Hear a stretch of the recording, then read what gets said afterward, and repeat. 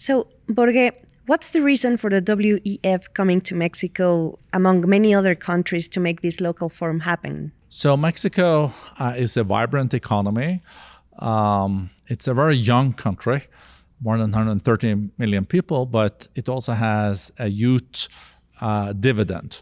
So we do expect a lot of opportunities also in a time where technology matters. And Mexico can also use this opportunity to revive growth.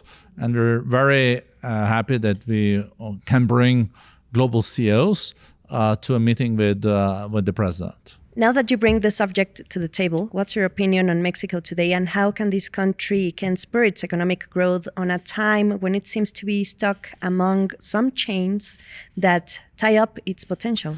So Mexico is currently the 15th largest economy in the world, so a G20 country, but has a potential to grow more than today. And it's also so strategically situated.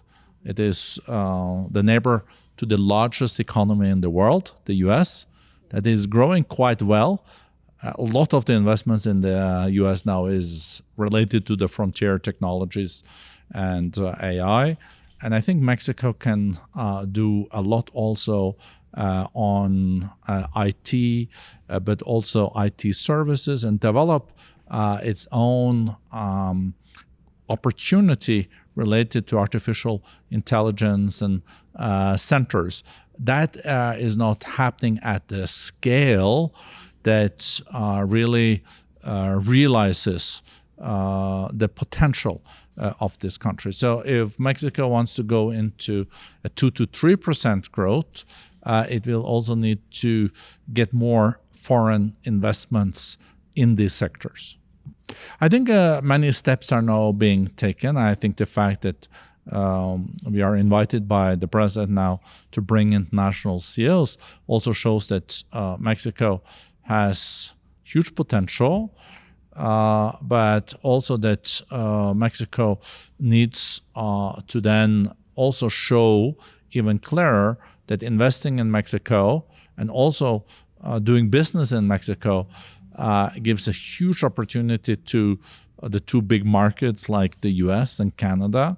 Canada is also not an economy. It's an economy to reckon. And also it's a gateway to the whole Latin America. As you say, potential. Many things have been said in Mexico when it comes to the opportunities that it brings to the table, and potential is always the key word. But how to make this happen beyond the potential that we speak, when we are going to see the benefits? So I think one also has to recognize that Mexico is doing well. There are things in Mexico that is successful. There is also great universities that can be a huge potential for startups, future unicorns, but also for the companies that are growing the most now globally are companies where you need a lot of engineering. And Mexico do have great engineers. Those engineers just need to work in companies that produce higher up in the value chain. So there's no reasons why there should not be a lot of AI centers. There's no reason why there should not be more investments also in the frontier technologies in Mexico. So this, I think, is something that we will also discuss with the president tomorrow. We have great people coming. We have Larry Fink of Blackrock, but also Marc Benioff of Salesforce that I know is looking very positively at Mexico, and we will need more of these companies to invest here. The Salesforce, the SAPs of the world, but also IBM, NVIDIA, and you can name them. Are you planning to announce something big these days? So we are the guest of the president tomorrow, so we will have a chance then to share views, and it's an interactive discussion between the president and the CEOs, but also with key secretaries. So we'll have Secretary of Finance, other secretaries of energy that play an important role in making sure that Mexican economy is more competitive in the future. And hopefully some of the CEOs will make announcements about their plans for Mexico tomorrow. Very interesting. In the past few years, I've heard that one of the largest delegations attending Davos is the Mexican one. Also that there is a lot of interest in the country. What opinions have you gathered at the end of this forum each year? So the fact that we are now with a CEO roundtable in Mexico City with the president is also because there is a lot of interest among the 930 partners that the World Economic Forum has globally to also understand more what are the opportunities, what are the challenges by investing in Mexico. And to have a chance to raise this directly with the president. We know that the president is very influential in Mexico. So I think this is a unique opportunity. So we're also responding to the ask from all our partners globally that came also out of Davos. Talking about President Sheinbaum, is there a reason why you came here now that she's governing? Is it because of her, or you wanted to get close to her, or you have it already in the agenda?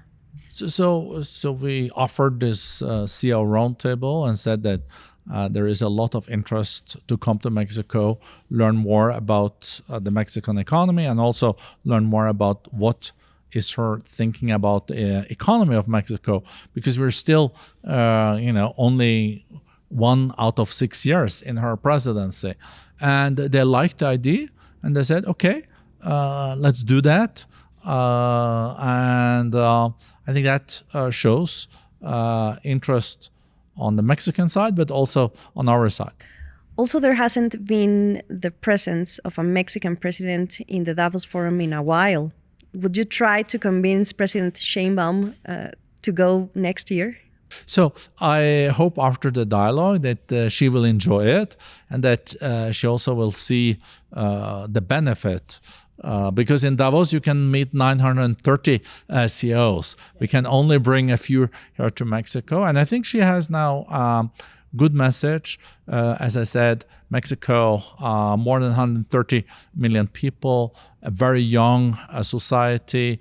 Many of them are well educated. There is also huge opportunities because of the proximity to the US that is the largest economy in the world. 25% of the global economy is north of your border. So the proximity and the nearshoring is also an aspect that I think works in the interest of Mexico. Of course, there are discussions around future tariffs and also how the market in North America is going to develop. But I think the president has handled this very well. And it seems like the two presidents on the U.S. and Mexican presidents have established a good working relationship. Of course, that's very important also for Mexico because the U.S. economy is still incredibly important. But it also is important for Mexico to diversify. You can't put all your eggs in one basket. If you let me, I would like to talk about the role of the WEF today. How does the World Economic Forum intend to maintain its relevance in a more fragmented world in which the largest economy, specifically the US, has practically abandoned the multilateral trade negotiation table to favor case-by-case negotiation strategy? So it is not only the US that has gone MAGA, like Make America Great Again. You have this approach now in other countries also following the situation in the US. It's Make India Great Again, Make China Great Again. It is a trend. So in that respect, you will see that countries more look at their national interest as the basis for collaboration. And it is what it is. So we will also have to have an approach where we then try to identify areas where there's overlap in the country's interest, and then we can strike and try to make deals. But what we're seeing also is that the World Economic Forum is an impartial international organization. So we are as Mexican as we are Japanese, or as Japanese as we are African. So based on that, we do see that people do come to our meetings and take part in our work. And there is trust in us as a platform that can bring people together, even in this fragmented, polarized world. So we have to build on those strengths. But I do agree that it's tougher to get people even in the same room now if they don't agree. But a lot of questions and challenges can only be dealt with by collaboration. Thank you very much, Børge. Thank you. Muchas gracias.